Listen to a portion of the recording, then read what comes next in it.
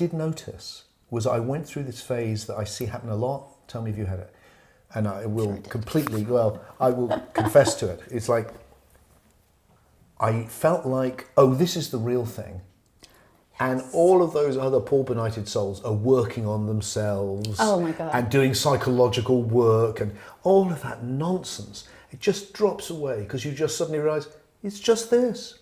You just get this. Oh and gosh. all of that is like so kindergarten.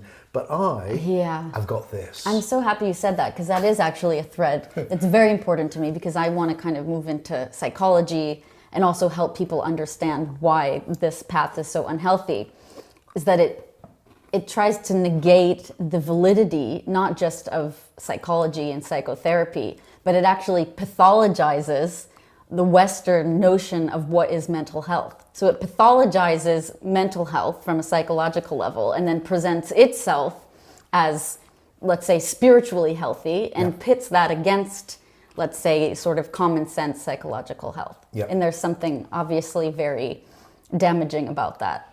So you have people that need therapy, for example, who go to these non-dual sort of communities and say, oh, science is just an illusion. And they say any attempt to work on yourself or change yourself or develop yourself is basically a fool's errand. Like, you're laughed at because that self that you're working on is just an illusion. Ha ha ha ha. You know, it's changing deck chairs on the Titanic. Yes, my dad always used to say that. But that's exactly, an exercise in futility.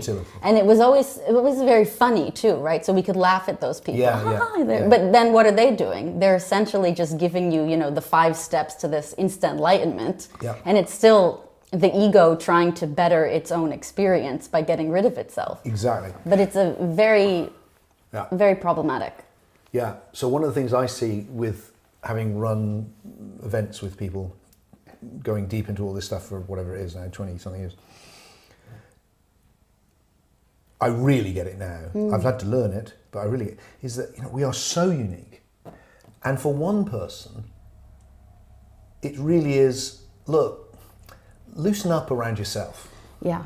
Stop being so obsessed with your success or your physical life, or just open up to a possibility of something far less tangible than that, that may be of interest.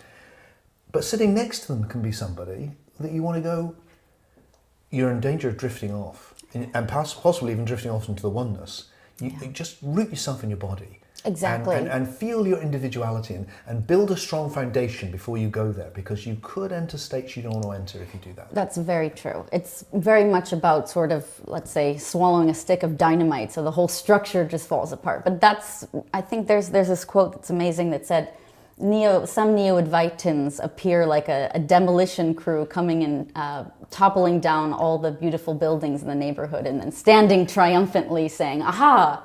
And it's really what they're doing. These are another delightfully funny dark image.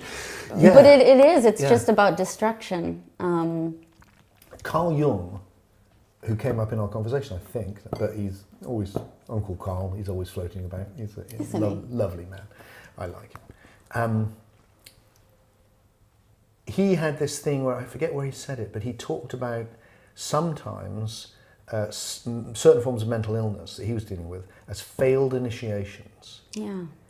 And I think it's really interesting, because if you go into these, if you have a strong self to have as a foundation and you can go up from, as it were, you will get initiated into these other higher levels and it will be healthy. Right, exactly. You won't be perfect. No.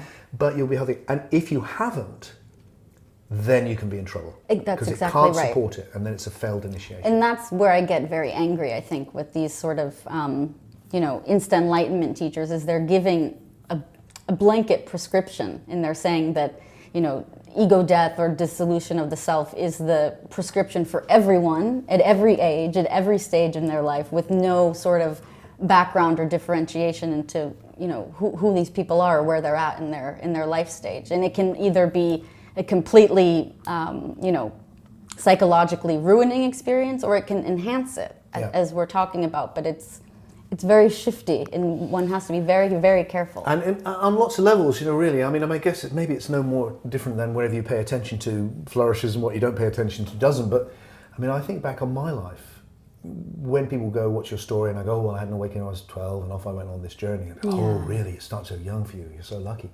And I was lucky, and it was great, and it's made me Tim, and I'm very, very grateful.